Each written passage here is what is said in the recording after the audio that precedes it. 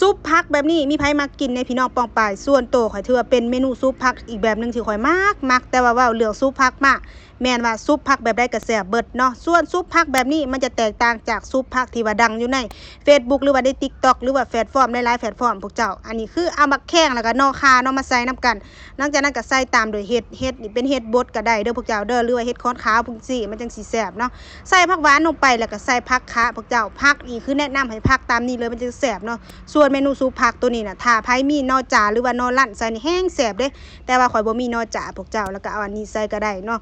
อีกผักอันนึงที่ขาดก็คือผักหากแต่ผักหากอยู่ในเมืองนี่หาจังได๋ก็หาบ่มีพวกเจ้าเอ้ยก็เลยได้ผักตามนี้เลยเนาะส่วนเครื่องเคียงหรือว่าเครื่องสมุนไพรที่จะใส่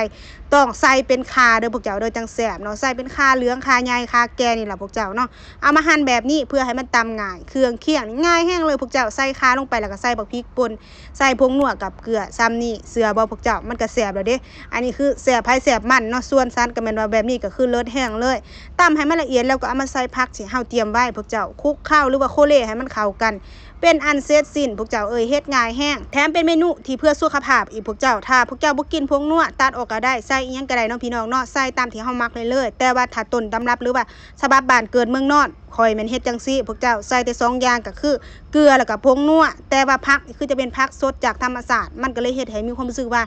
เอามาซุปนี่คือว่าแซ่บเจ้านี่เอามากินกับข้าวเหนียวร้อนๆจังซี่บ่ายข้าวกินเลิศขนาด